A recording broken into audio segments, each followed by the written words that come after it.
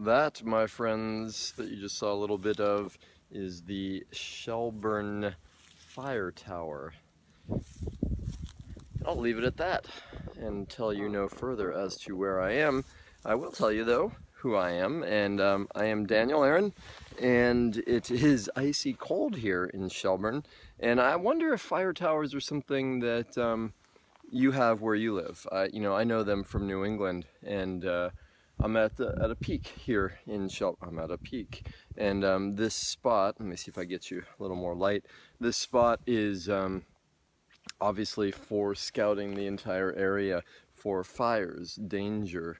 And that leads me to why I'm here with you today, which is to give you a little gift that is one of the best ways I know to avoid danger, crisis, and emergency.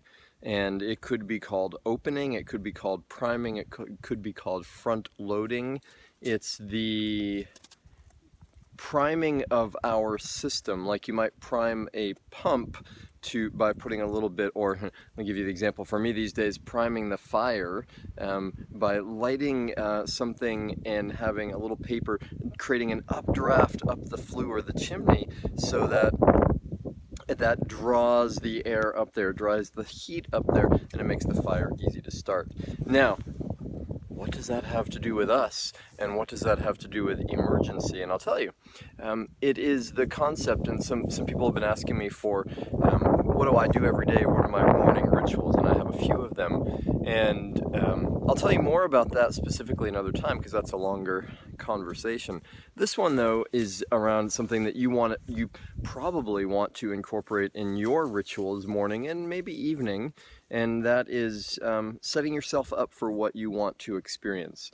So many of us live our lives in reaction, fighting fires in our families, in our homes, in our businesses, and front loading or priming is a way to say, what is it that I want of it? You know what it's also called?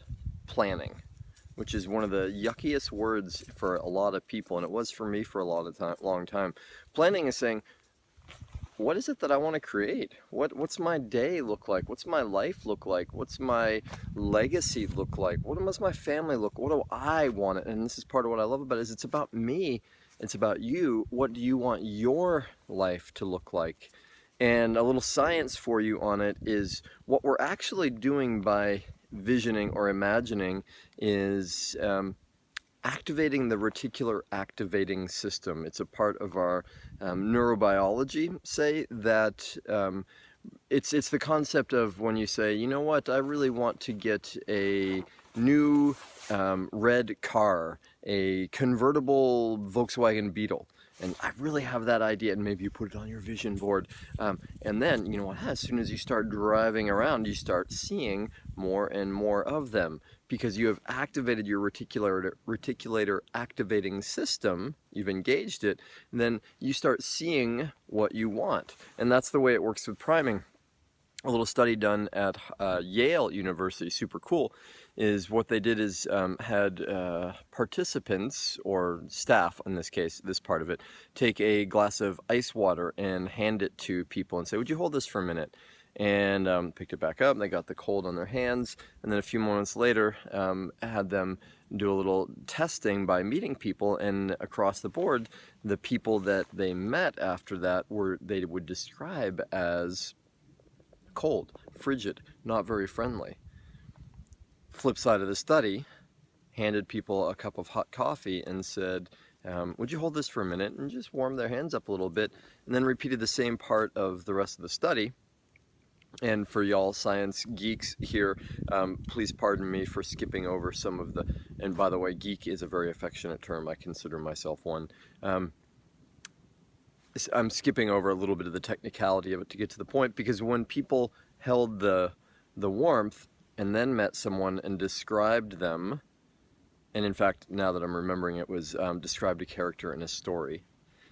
Same character, same story, same events. They described them as warm, friendly, kind, completely changed their perception of the people. Now, bring this back to us and you. My question, and maybe it's one for you to ask yourself too, is what do you want to experience? So part of what I do every day in my family, with my daughter, with the people I live with, in my business, is say, what do I want to create? What do I want to experience with them? And what do I want to create in my life? What do I want to say to you today? How do I want that to come across? What value do I want you to feel? And I spend a few moments just kind of visualizing and then creating the energetics of it inside myself, feeling it and getting into the emotion of it, right? And that's part of why, in tantric terms, a little bit of morning connection, and I'll expand on what that means, and you can play with it however you want for the moment, as I assume you are, um, primes the relationship or opens the relationship up for an experience of love and connection throughout the day. In the same way, I make it such a point with my daughter every morning to, first thing when she wakes up, and we do it 90% of the time if I can um, make it happen logistically, we cuddle. You know what? She comes and sits in my lap, or like we get in the bed together, or we do something and we talk about just a minute of how we feel and get that physical warmth. And it's such a beautiful thing that primes us, sets us up for the day. So hopefully this has been clear. Hopefully this has been interesting and perhaps useful to you. And part of why I'm here at the top of this tower is, one of the ways I prime myself every day is I have some movement. I get some, and I'm here in a beautiful place. It's icy cold, yet no matter, getting out and breathing, that's life, and moving the body and creating energy flow. So I came up here this morning, and I actually did my part of my own morning ritual on the way up this hike. What am I grateful for? How do I connect to spirit?